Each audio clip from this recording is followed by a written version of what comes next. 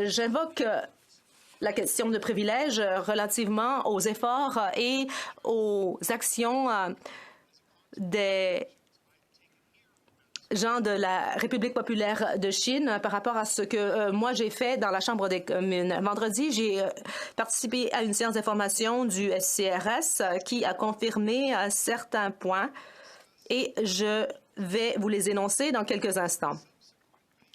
Par la suite, Madame la Présidente, j'ai envoyé une note indiquant que je me demandais quelle était la meilleure façon de rendre public les renseignements que j'ai reçus. Bon, je sais que j'ai le droit à une liberté d'expression non bridée ici au Parlement et aussi j'ai déjà fait partie des Forces armées canadiennes et j'ai déjà été assermentée à maintes reprises. Mais c'est grâce à ces antécédents que j'ai le plus grand respect pour les hommes et les femmes qui sont assermentés pour protéger notre pays, qu'il s'agisse de soldats, de policiers ou de membres des services de renseignement et de sécurité nationale. Ces personnes assurent notre sécurité dans un monde dangereux.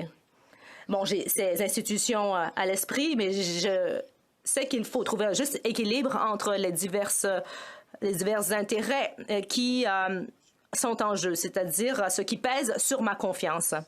Dans une décision qui a été rendue sur un enjeu similaire dans le Hansard, il est indiqué ceci.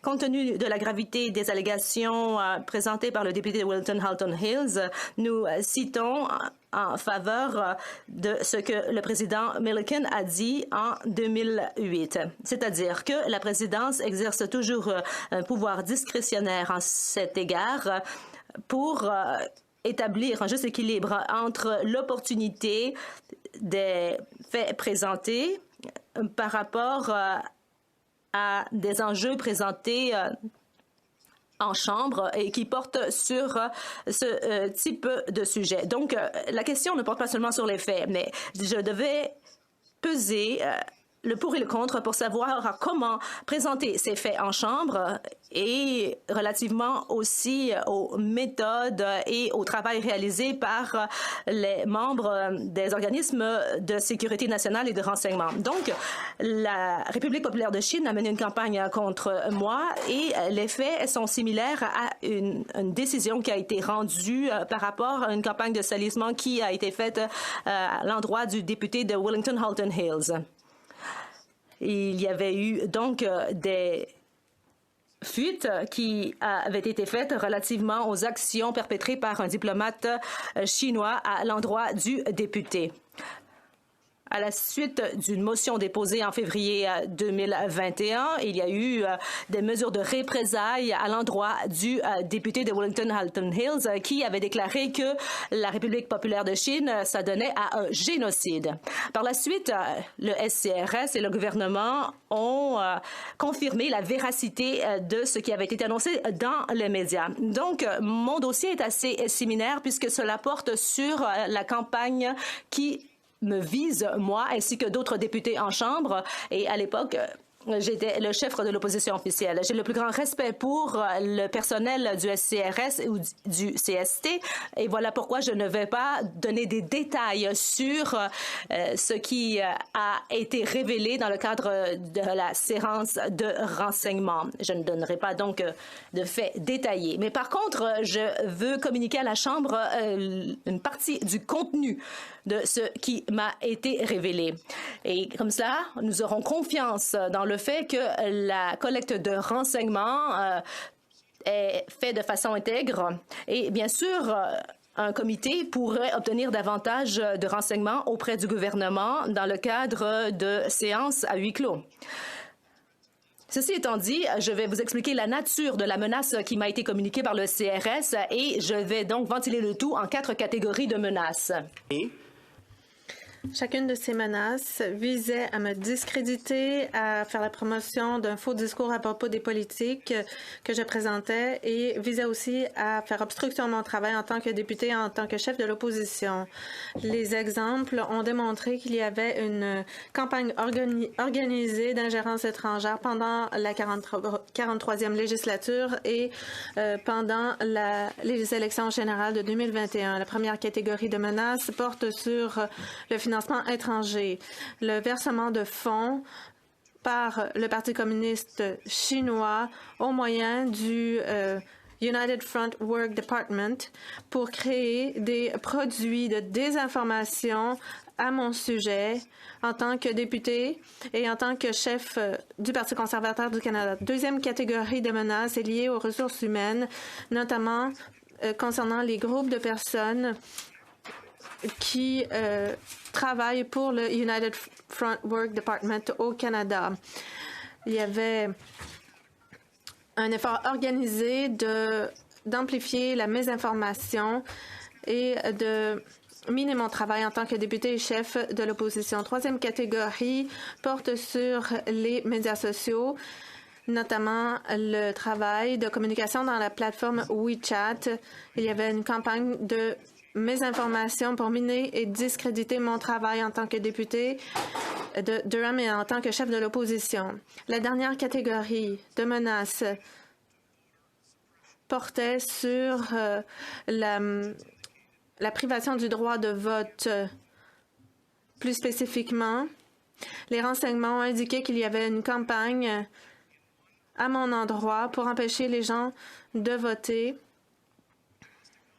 pour empêcher les gens de voter pour le Parti conservateur du Canada pendant les élections générales de 2021. Je dois dire, Madame la Présidente, que je crois aussi que mes privilèges comme députée ont été bafoués par le gouvernement dans son incapacité ou sa non-volonté d'agir à la suite des renseignements obtenus en matière d'ingérence étrangère.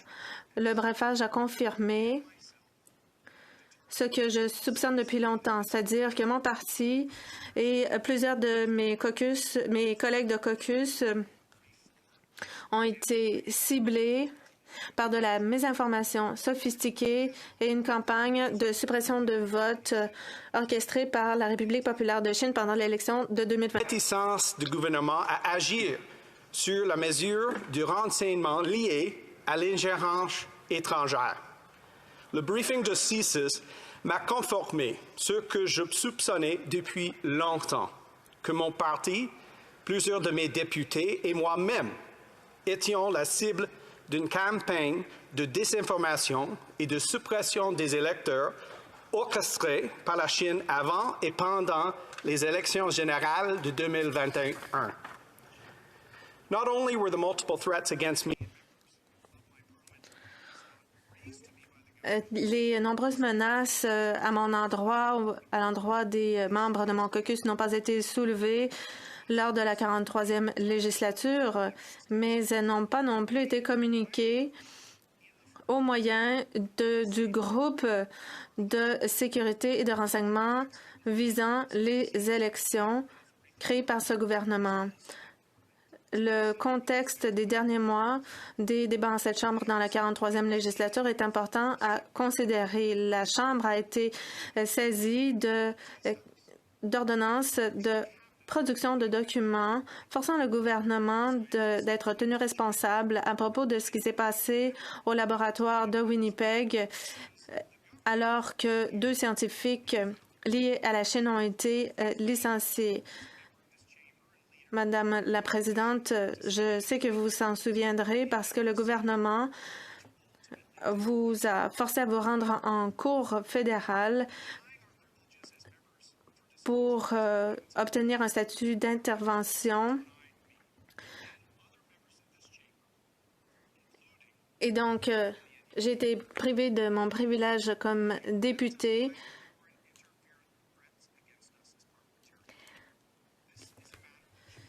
Alors qu'il y avait de l'ingérence étrangère qui avait été identifiée et cernée contre nous.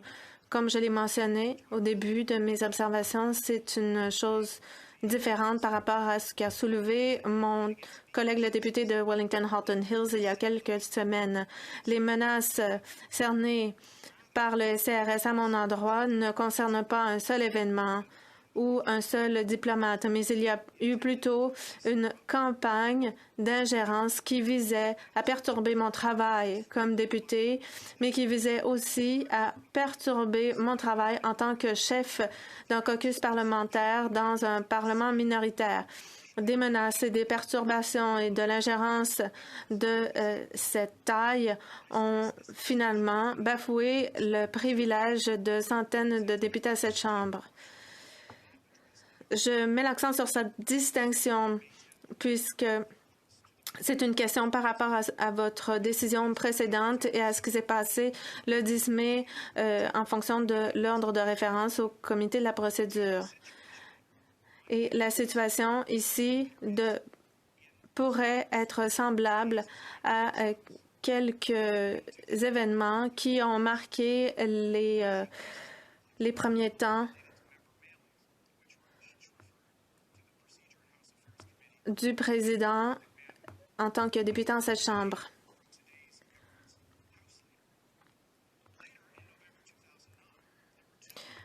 En novembre 2009, deux cas de privilèges fondés ont été liés à des bulletins d'envoi de députés. Dans une décision du 10 mai 2005, le président Milliken a dit à la page 5885 des débats que, comme le député de Wellington-Halton Hills le sait, certaines de ces questions de privilèges ont été soulevées récemment et certaines ont été renvoyées au comité de la procédure qui étudie ces questions maintenant. Je lui permets de proposer la motion de renvoyer la question au comité s'il le souhaite.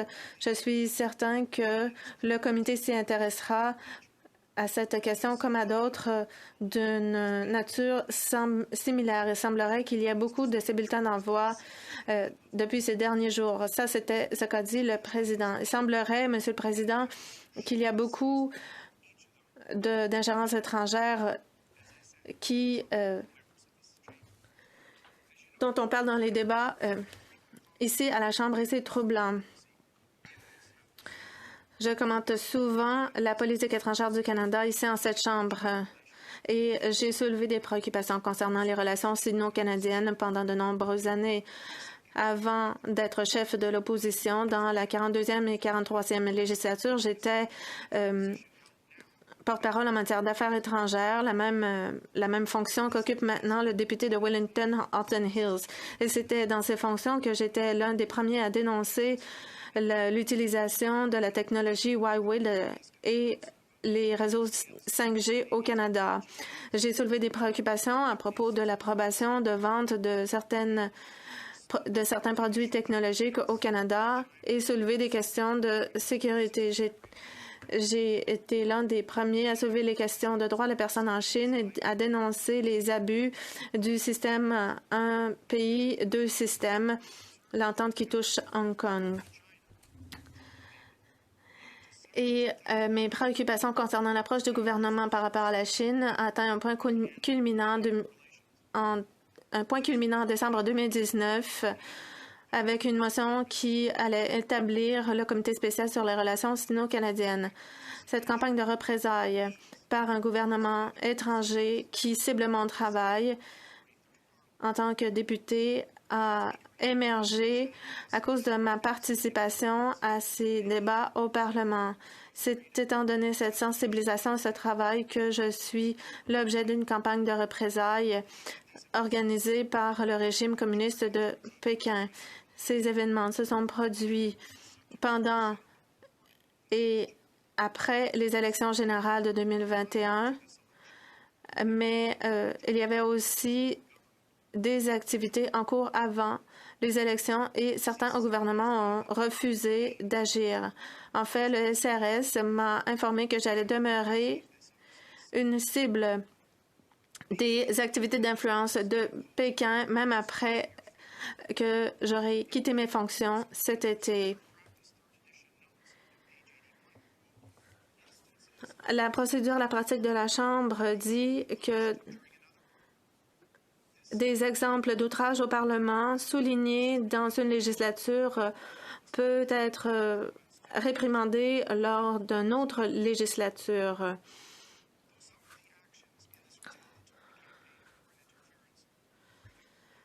Certaines activités de la campagne de représailles ont été plus présentes pendant la campagne électorale, alors que le Parlement était dissous, mais il demeurait un lien entre la campagne de représailles et le débat parlementaire. Ces attaques, quant à mon privilège, ont commencé avant la dissolution du Parlement, se sont accélérées pendant la campagne et ont repris après. Donc, l'interférence étrangère est bien insidieuse, ça le démontre bien. J'attire l'attention de la présidence au passage à la page 773 de la pratique parlementaire en Nouvelle-Zélande. Un comportement qui vise à influencer la performance des députés dans leurs fonctions parlementaires peut être permissible à moins que cela ne devienne de la pression indue ou une tentative d'influence qui devient de l'intimidation. Le droit des députés de mener leur devoir parlementaire sans intimidation ou ingérence ou autre obstruction est affirmé par de nombreux précédents. L'honorable député de Wellington-Halton Hills en a cité quelques exemples de cette intimidation quand il a présenté sa question de privilège et je vous demanderai de les réexaminer. Mais peut-être que ce qu'il y a de plus fort, c'est ce que vous avez dit dans votre décision du 8 mai. Et voici ce que vous avez dit. Le président convient de la question soulevée par le député. Une entité étrangère a tenté d'intervenir pour faire obstruction de ses fonctions et a mis en place une campagne visant sa famille et cela pourrait avoir une incidence sur la façon dont nous menons notre devoir parlementaire. Et donc, ça doit prendre la priorité sur les autres débats. À la pratique et la procédure de la Chambre, pages 111 et 112, on donne cette explication. Un député peut subir de l'obstruction ou de l'ingérence dans ses fonctions parlementaires de manière non physique. Il est impossible de codifier tous les incidents qui pourraient représenter ou être interprétés par de l'obstruction, de l'interférence, de l'intimidation. Mais elle constituerait un cas prima facie de privilège. Et cela peut inclure le salissage de la réputation d'un député, l'intimidation d'un député et de son personnel. Le président Bosley, le 5 mai 1987, à la page 5766 des débats, dit que les privilèges des députés sont bafoués par tout acte qui pourrait l'empêcher de remplir ses fonctions ou ses devoirs. Il est évident que le salissage injuste de la réputation pourrait constituer un empêchement de mener ses fonctions et ce serait de la diffamation comme ce le serait pour tout autre citoyen et il pourrait y avoir et si la diffamation alléguée a lieu à la Chambre des communes, aucun recours n'est possible, contrairement à l'autre cas.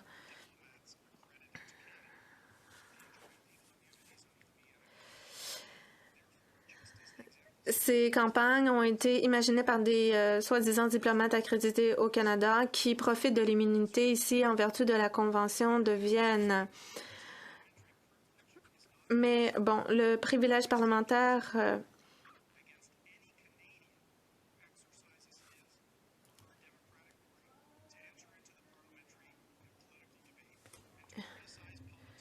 Ici, le privilège parlementaire n'est pas lié à ce que n'est pas le même que le privilège des citoyens. Joseph Mango dit que toute interférence dans la liberté de parole et les privilèges des députés ne sont pas des commentaires publics, mais un acte effectué par un organisme externe qui pourrait avoir une influence sur le comportement d'un député pourrait être vu comme une atteinte aux privilèges.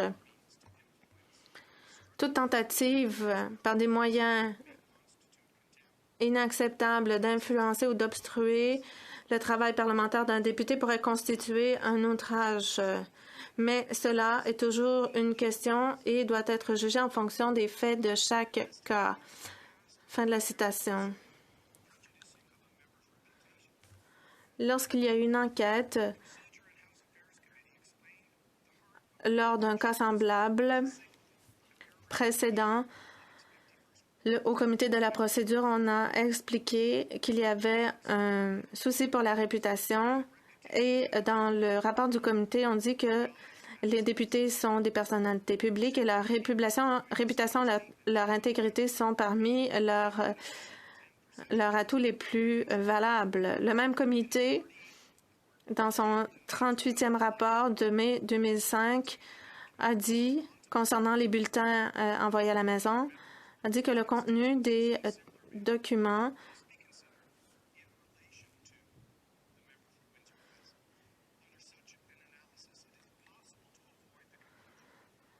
le bulletin reçu par les citoyens a fait l'objet de plaintes et on entachait la réputation des citoyens dans sa circonscription et le député a vu ses fonctions être bafouées. Que les commentaires diffamatoires aient été prononcés dans ma circonscription ou non, ils doivent être considérés en relation à mon travail et au dommage à ma réputation dans ma circonscription. En tant que chef de l'opposition, j'avais une fonction à cette Chambre de responsabilité nationale et donc il faut tenir compte de cette perspective. En entachant la réputation de manière injuste du chef d'un parti politique, eh bien, celui-ci voit sa capacité de fonctionner dans son travail être bafouée. Mais cela aussi avait des répercussions indirectes pour mes collègues que je dirigeais dans mon caucus conservateur. Le gouvernement communiste a pour idéal d'atténuer les critiques et cela pourrait avoir un effet sur la politique publique et sur le débat politique. L'objectif de Pékin dans ses actions contre le député de Wellington-Halton Hills, contre moi-même et d'autres députés en cette Chambre, eh bien, tout ça étouffe le débat. Le Comité spécial sur les droits et immunités des députés a expliqué l'importance de la liberté d'expression dans son premier rapport au Parlement en avril 1977, en disant que la liberté d'expression est un droit fondamental sans lequel les députés ne peuvent pas mener leur devoir comme il se doit. Les députés doivent avoir la liberté d'expression, de dire ce qu'ils ont à dire dans l'intérêt national et en fonction des aspirations de leurs citoyens. C'est ce principe que la Chambre doit maintenir, doit confirmer, doit défendre pour veiller à ce que nous ayons une démocratie dynamique où les représentants du peuple défendent les intérêts du peuple.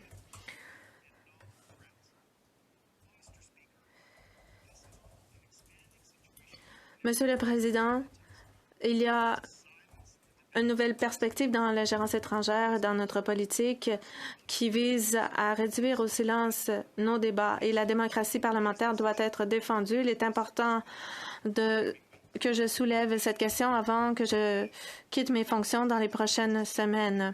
Il est important de la soulever pour les Canadiens qui pourraient envisager se présenter lors d'élections et se faire élire. Nous ne pouvons plus faire fi de cette ingérence et de l'effet qu'elle aura sur la liberté d'expression, sur la prochaine génération de députés qui proviendront de différents milieux avec des expériences et des cultures différentes. Et nous devons pouvoir plancher sur une démocratie qui soit sans entrave. Comme le député de Wellington-Halton Hills l'a dit,